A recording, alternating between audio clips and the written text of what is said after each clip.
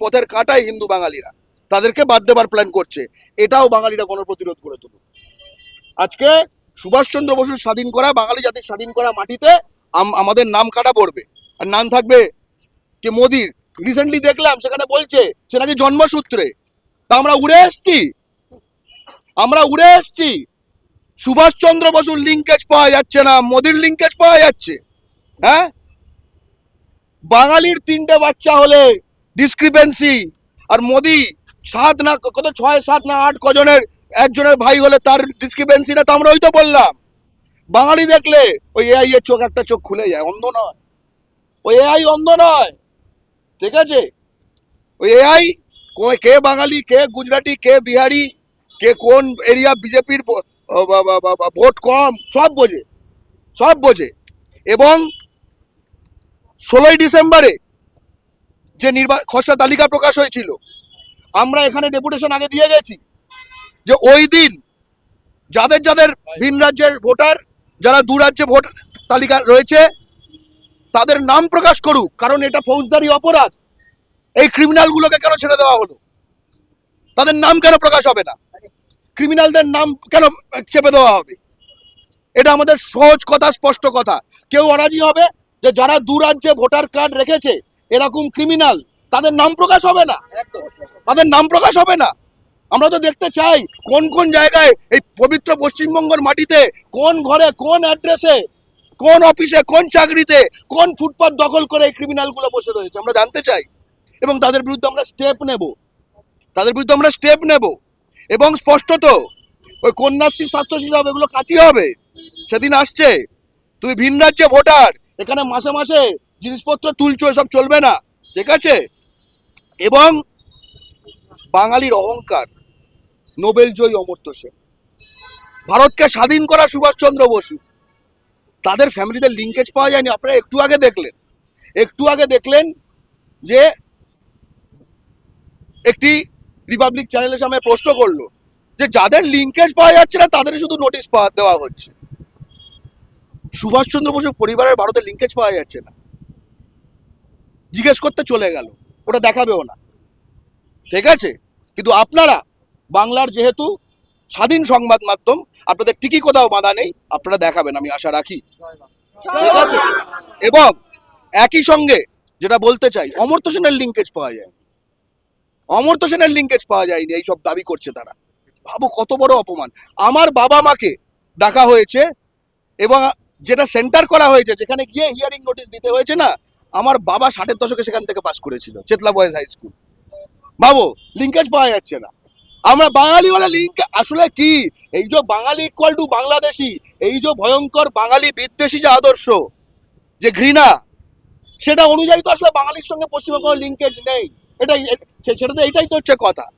তোদের জন্য হচ্ছে বাংলাদেশ, আর এইটা কাদের জন্য? এইটা যাদের ঢোকানোর চেষ্টা করছে ফর্ম 6-এর মাধ্যমে, ঠিক আছে? এটা তাদের জন্য, ঠিক আছে? এই সন্তোষ পাঠকের জন্য, ববি হাকিমের জন্য, জিতেন তেওয়ারির জন্য, তাই না? ওই মধ্যপ্রদেশ থেকে এসে ঢুকে পড়েছে, গিয়ে অরাজকতা সৃষ্টি করার চেষ্টা করছিল, তাদের জন্য নিশ্চয়ই তাই হবে। এবং বানানগত ইত্যাদি এগুলো পুরো জিনিসটা কন্ট্রোল করছে দিল্লির হিন্দিভাষীরা। আপনারা জানেন যে নাম বানান ভুল ইত্যাদি এইসব করে প্রচন্ড হ্যারাস করা হচ্ছে। চট্টোপাধ্যায় চ্যাটার্জি, এই জন্য লিঙ্কেজে ডাকা হচ্ছে। চট্টোপাধ্যায় চ্যাটার্জি বুঝতে পারছে না, বুঝতে পারছো? আমি দেখলাম বঙ্কিমচন্দ্র চট্টোপাধ্যায় আর বঙ্কিমচন্দ্র চ্যাটার্জি আলাদা লোক। একজন আনন্দমঠ লিখেছিল, একজন বন্দে মাতরম লিখেছিল, আলাদা লোক। কি বুঝলে? ঠিক আছে? এবং সবচেয়ে ভয়ঙ্কর জিনিস, অসাংবিধানিক এই যে নির্বাচন কমিশনের অসাংবিধানিক কাজগুলো, এরা কতটা ভয়ঙ্কর হতে পারে, এদের এই স্বৈরতান্ত্রিক বাংলার গণতন্ত্র বিরোধী যে এদের চক্রান্তে তারা সুপ্রিম কোর্টের নির্দেশও অমান্য করছে। এই যে নতুন সেন্টার খুলতে বলা হয়েছে, যাতে কিনা আরো কাছে সেন্টার পায়, আরো বেশি প্রসেস করা যায়। একটা নতুন সেন্টার দেখেছেন? সুপ্রিম কোর্টের তো 48 ঘন্টা প্লাস হয়ে গেল, দেখেছেন কখনো? তার মানে ভেবে দেখুন এরা সুপ্রিম কোর্টকে অমান্য করে। এবং সুপ্রিম কোর্টে অমান্য করে এর সবচেয়ে বড় প্রমাণ অনেক মাস আগে পাওয়া গেছিল। এই যে বারবার বলছি বিজেপির নির্বাচন কমিশন, অনেক হয়তো শুনে অবাক হবেন, কেন নির্বাচন কমিশন তো আসলে একটা স্বাধীন সংস্থা, তারা স্বাধীনভাবে নিজেদের মতো করবে। আপনাদের মনে করিয়ে দিই,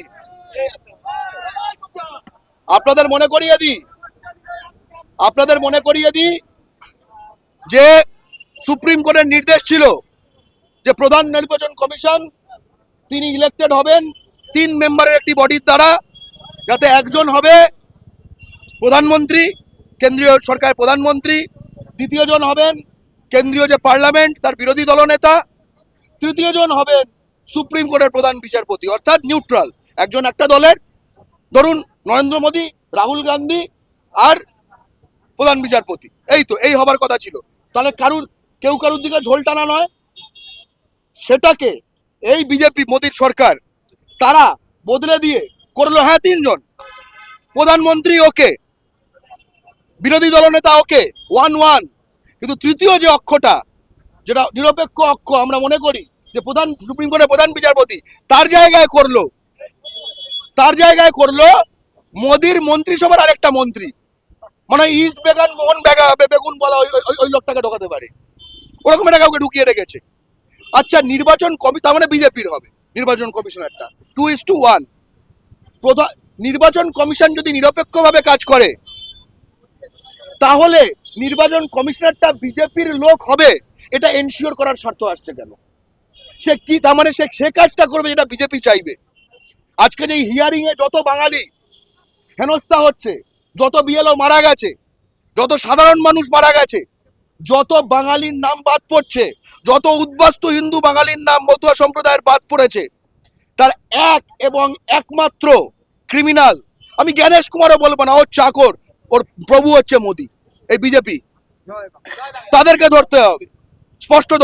এটাও বলছি বিএলওদের এখানে, তারা আজ্ঞাবহ, তাদের কিছু করার নেই, তারা যখন বলছে ওকে, তাতেও ওই সফটওয়্যার থেকে বলছে না নোটিশ পাঠাচ্ছে, ফলে বিএলওদের ওপর রাগ ঝেড়ে আমাদের কোনো লাভ নেই, এটা বুঝে দেখুন। তারাও অসহায়, তারাও নিরুপায়। আমরা এখানে প্রতিবাদ করছি, ওখানে বিএলওদের অধিকার মঞ্চ তাদের একখানা দেখলাম যে তাদের একখানা মঞ্চ টেনেছে, তারা পারছে না প্রচুর ফ্যামিলিতে, এবং পারছে না। এই যে আমরা প্যাক মারছিলাম যে হ্যাঁ একটু কাজ করতে যান বেরিয়ে যাচ্ছে, সুপ্রিম কোর্ট তাদের মান্যতা দিল যে আরো সেন্টার খুলতে হবে, এরম ভাবে একটা জায়গায় হয় না। এবং এই সব নানা উছিলায়, নানা অজুহাতে যদি এরা বলে পশ্চিমবঙ্গের ভোটই পিছিয়ে দেব, তাহলে বাংলা পক্ষের স্পষ্ট দাবি, রাষ্ট্রপতি শাসন যদি জারি করার এই ষড়যন্ত্র করে, যেটা শুভেন্দু অধিকারী একাধিকবার বলেছে, এবং শুভেন্দু অধিকারী ওর নিজের বলার কিছু নেই। আগে যেরকম চিচিং ফাঁকে আপনারা দেখতেন যে কোলে একখানা পুতুল বসে থাকতো, তার মুখ টানানো হতো, কিন্তু বলতো হচ্ছে যে কোলে বসিয়ে রেখেছে, তেমনি শুভেন্দু অধিকারীর কোনো রাজনৈতিক মতামত কোনো স্বাধীন মতামত নয়। দিল্লি থেকে তাকে যা বলতে বলা হয়, ওর শুধু এই বাক যন্ত্রটি ব্যবহার করা হয় মাত্র, অর্থাৎ এটা দিল্লির প্ল্যান। আমরা স্পষ্ট বলছি, টাইমে শেষ না করতে পারলে 2002 থেকে 2025 এই দুটো ভোটার লিস্টে যাদের নাম আছে, এই ড্রাফট ভোটার লিস্ট যে তালিকা বেরিয়েছে, তার ভিত্তিতে নির্বাচন করতে হবে।